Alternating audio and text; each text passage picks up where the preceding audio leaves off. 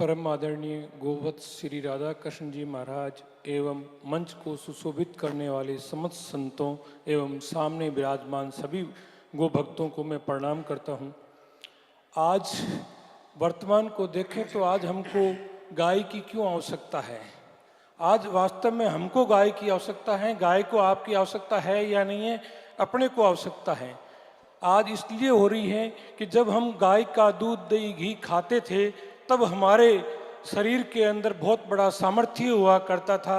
युवा अवस्था के अंदर चेहरे पर डिंपल पड़ा करते थे, परंतु आज उसी चेहरों के अंदर देखें दूध दही घी का अभाव होने की वजह से चेहरे में पिंपल पड़ रहे हैं, चेहरे से ओज गायब होता जा रहा है और दिन प्रतिदिन स्वास्थ्य गिरता जा रहा है। इसलिए हमको सजग होना है और गाय की वापस शरण में जाना है, इसके अलावा कोई विकल्प नहीं है। आज तक धरती पर इंसान भी नहीं, कोई अवतार भी नहीं हुआ है जिसका किसी ने मल मूत्र काम में लिया हो। माने यहाँ तक अवतार का भी कोई उल्लेख नहीं आता है। हमने संतों को खूब प्रेम किया है, संतों के चरणों को धोकर के चरणामृत में पी लिया है, परंतु कभी उनके मल मूत्र को हमने स्वीकार नहीं किया है।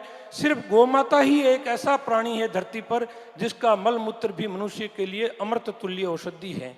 इसलिए हमको गाय को पालना है।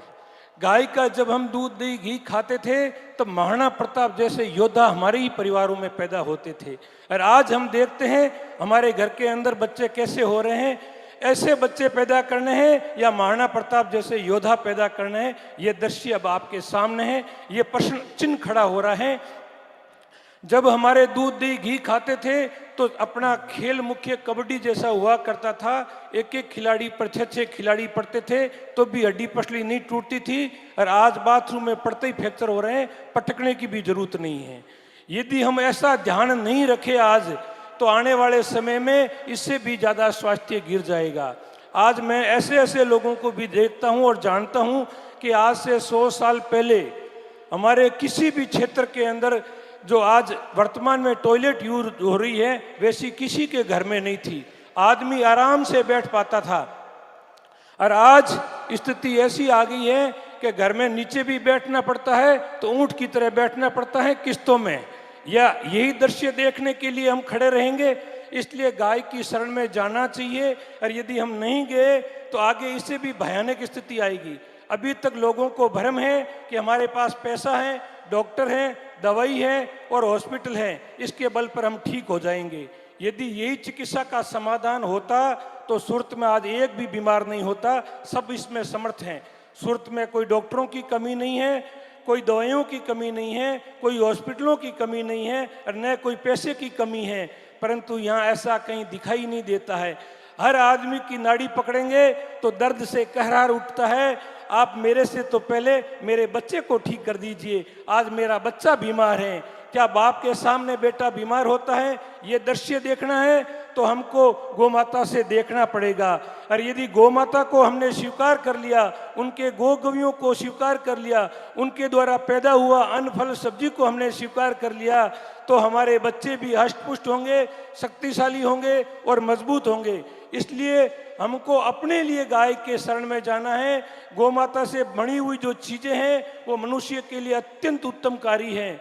जो आज आधुनिक चिकित्सा पद्धति का जो जनक कहलाता है अमेरिका, वो भी आज गोमूत्र के पीछे भाग रहा है। वो भी हमारी आयुर्वेदिक औषधियों को अपने द्वारा स्वीकार करके वो विश्वविद्यालय चलाना चाहता है।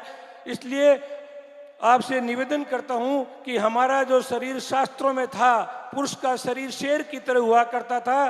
चेस्ट बाहर, पेट अंदर, कमर पतली और भुजाएं मजबूत हुआ करती थी। तो ऐसा शरीर तभी हो सकता है, परंतु आज शरीर चेस्ट से पेट बाहर आ रहा है, तो इसको पेट को अंदर करने का एकमात्र साधन है, वो है हमारा गोमूत्र अर्क। यदि व्यक्ति सुबह शाम 2-2 चम्मच आधे गिलास पानी में पीना शुरू कर जाए तो पेट कब शरीर से गायब हो जाएगा पता भी नहीं चलेगा। परंतु उसके साथ हमको दिनचर्या भी लागू करनी पड़ेगी। केवल अकेला अर्क नहीं कर सकता है, हमको सुबह 11 बजे तक प्रसाद लेना पड़ेगा, शाम को सूर्य अस्त होने से पहले पहले भोजन लेना पड़ेगा, और रात्रि में 10 बजे के बाद में जगना नहीं है, और सुबह सूर्य उदय से पहले उठ करके कम से कम 3 किलोमीटर घूमना जरूरी है। यदि हम ये कर लेंगे तो हमारा स्वास्थ्य वापस सही हो सकता है।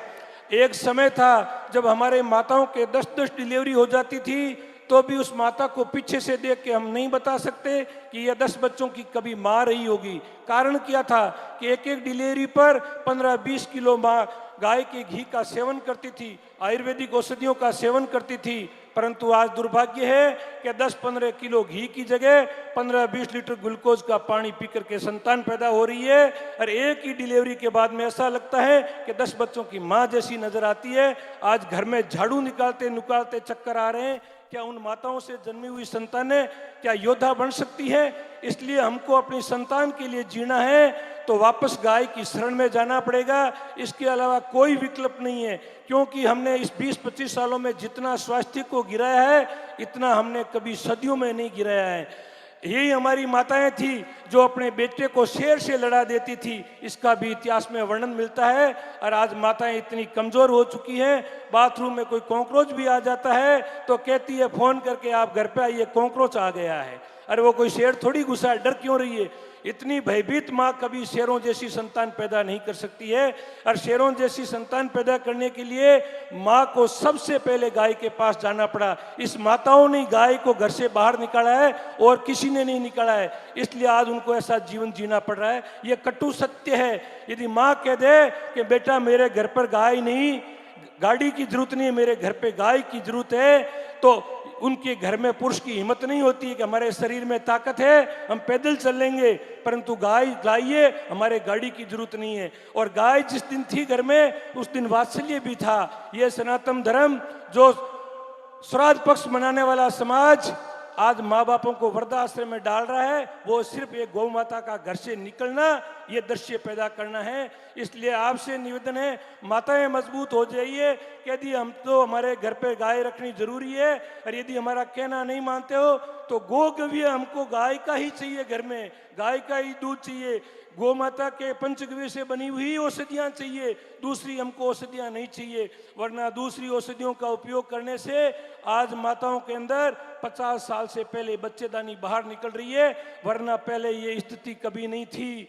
10-10 बच्चे होने के उपरांत भी बच्चेदानी बाहर नहीं निकली थी, क्योंकि गाय उसकी माँ थी। और माँ कभी बच्ची को कमजोर होना नहीं देखती थी, परंतु माँ ने अपनी बच्ची ने माँ से विश्वास हटाया, उसका असर हम देख रहे हैं।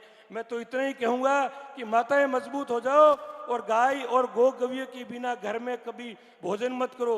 भागवत जी में स्पष्ट आदेश है, बिना गोरस को रसो भोजना नाम। यदि भोजन में गोरस नहीं है, दूध दही घी नहीं है, वो ठाकुर जी का कभी प्रसाद नहीं हो सकता, पेट भरने का साधन हो सकता है। अब आपको देखना है किस दिशा में जाना है। यही कह करके मैं अपनी वाणी को संतों के चरणों में प्रदान करता हूँ। जय गौ माता, जय गो।